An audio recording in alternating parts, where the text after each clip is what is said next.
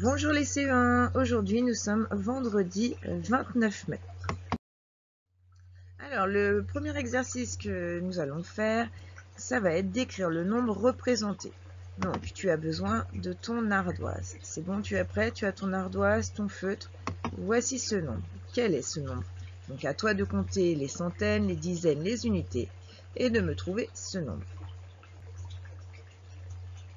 C'est bon? Tu as trouvé?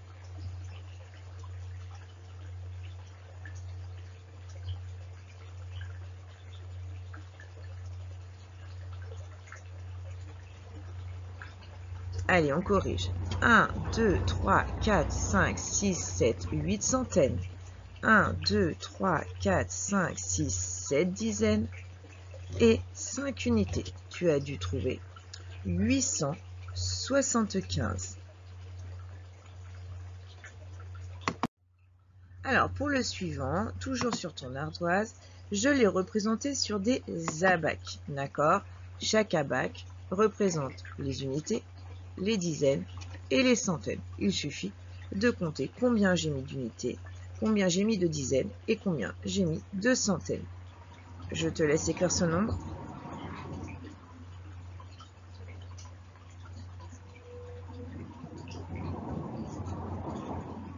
C'est bon, tu as trouvé? Alors, 1, 2, 3, 4, 5, 6, 7, 8 centaines, tu as dû trouver. 1, 2, 3, 4, 5 dizaines. 1, 2, 3, 4, 5 et 6 unités. Donc, tu as dû trouver 856. Allez, c'est parti pour le dernier nombre. Toujours sur ton ardoise. Je te laisse le trouver.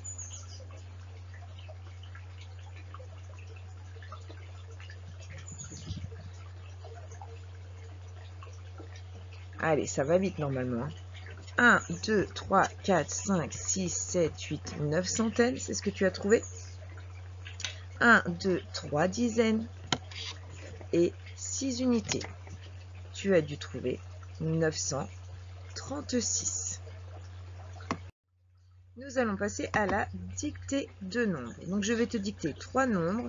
Tu vas écrire les 3 sur ton ardoise et on corrigera juste après.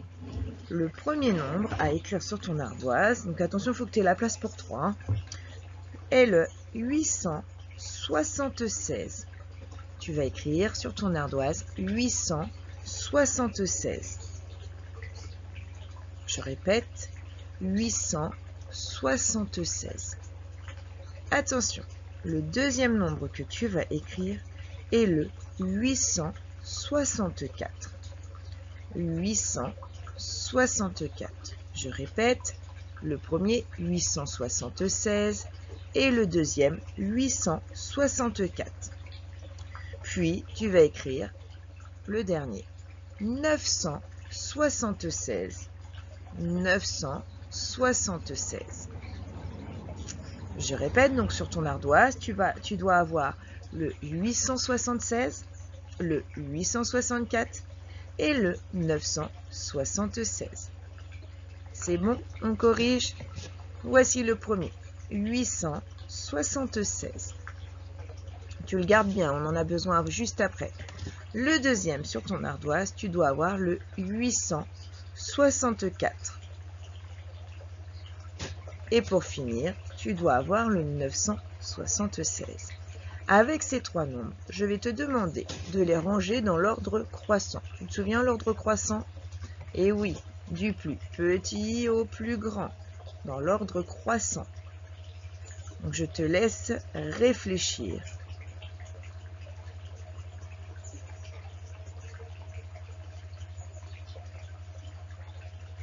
Alors, une petite aide. Pour pouvoir ranger les nombres, il faut d'abord regarder les centaines. Si les centaines sont égales, alors il va falloir que je regarde les dizaines. Ça, c'était le petit indice. Donc, tu mets la vidéo sur pause pour avoir le temps de le faire et tu reviens pour la correction. Donc, le plus petit, 864 parce qu'il a 8 centaines, comme 876. Donc, du coup, j'ai regardé le nombre de dizaines. 6 est bien plus petit que 7.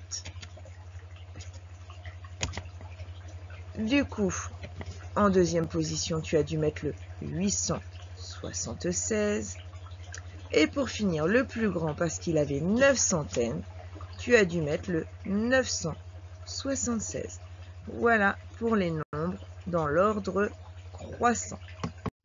Alors maintenant, on va passer au calcul. Je vais t'en proposer 3 que tu vas devoir faire sur ton ardoise.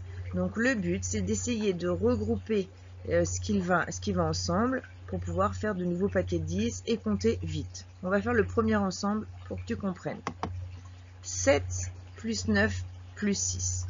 Ce qui serait intéressant, c'est de faire une dizaine. Pour faire une dizaine, il va falloir qu'il pique 1 quelque part, soit à son voisin de gauche, soit à son voisin de droite. Moi, j'ai décidé de le piquer à son voisin de droite. Regarde bien.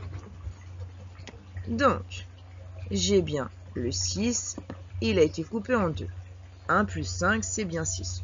Je retrouve mon 7, je retrouve mon 9. Pourquoi j'ai fait ça? Comme ça, je vais pouvoir piquer le 1 pour le mettre avec le 9. Et j'aurai mon paquet de 10. Ensuite, donc voici mon paquet de 10. Je retrouve mon 5 ici. Regarde ce que j'ai fait. J'ai coupé mon 7 en 2 morceaux. 7, c'est pareil que 5 plus 2. Pourquoi j'ai fait ça? Pour pouvoir mettre ce 5-là avec ce 5-là et faire un nouveau paquet de 10. Et là, tu trouves tout de suite le résultat. Regarde, tu as un paquet de 10 ici, un autre ici. Tu as 2 dizaines et il te reste le petit 2 avec les 2 unités. Donc, on trouve 22. Donc ça, c'est pour apprendre à compter vite, à essayer de trouver des stratégies, etc. Allez, on passe au deuxième calcul.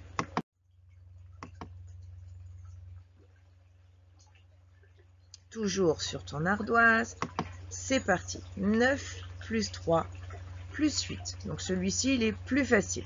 Je te laisse réfléchir, tu mets la vidéo sur pause et tu reviens quand tu as trouvé. C'est parti pour la correction. Tout comme tout à l'heure, il serait intéressant que le 9 pique à son voisin pour pouvoir faire un paquet de 10. Regarde ce qui se passe. Le 9, il a piqué donc le 1 à son voisin. Donc nous retrouvons notre 9, nous retrouvons notre 8, et là, le 3. Je l'ai coupé en morceaux pour pouvoir piquer le 1 au voisin.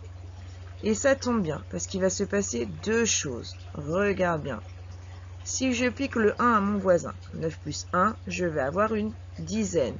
Et ça m'arrange bien parce que 8 plus 2, ça fait également une nouvelle dizaine.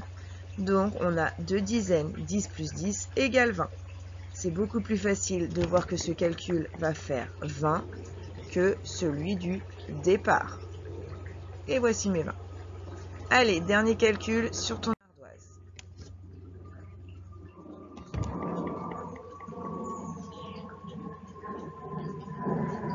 C'est parti pour ce calcul.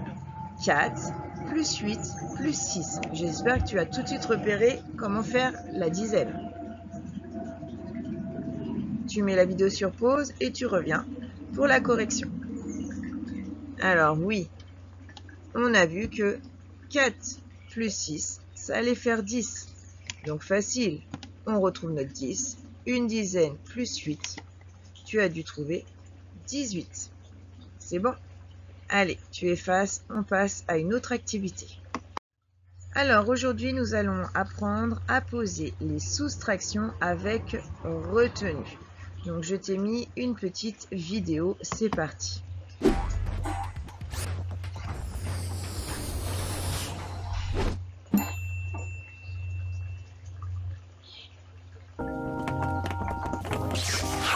Les aventures de Captain Matt et Supermatic.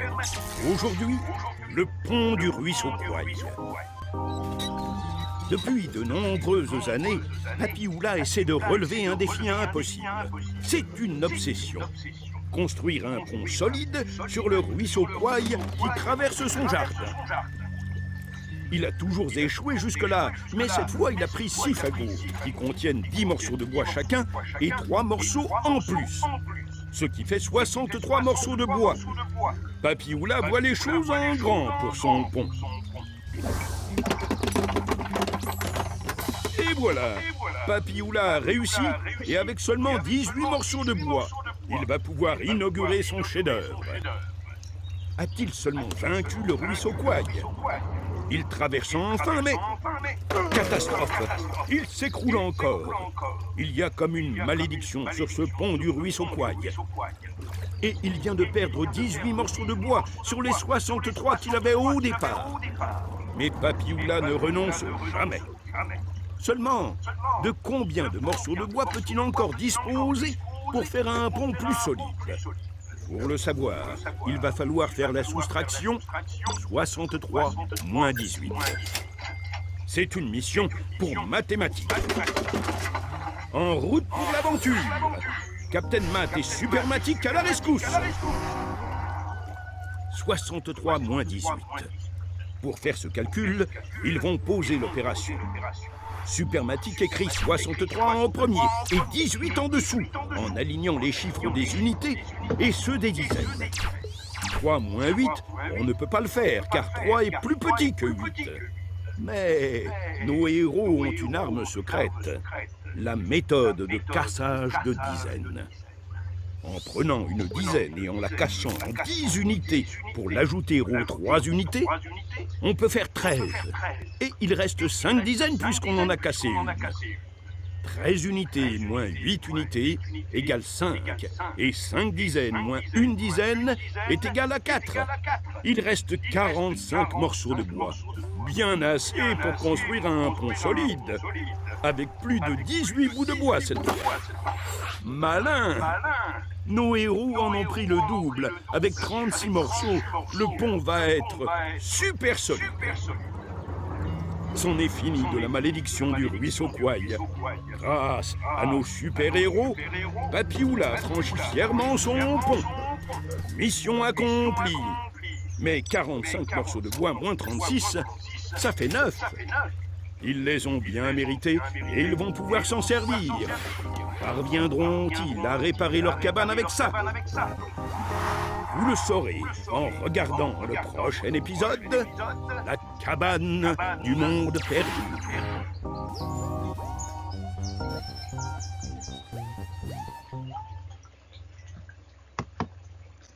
Alors, maintenant, je te propose de faire le calcul de ces soustractions. Donc, tu te rappelles, on commence par les unités. 3 moins 8. Si j'ai 3, je ne peux pas retirer 8.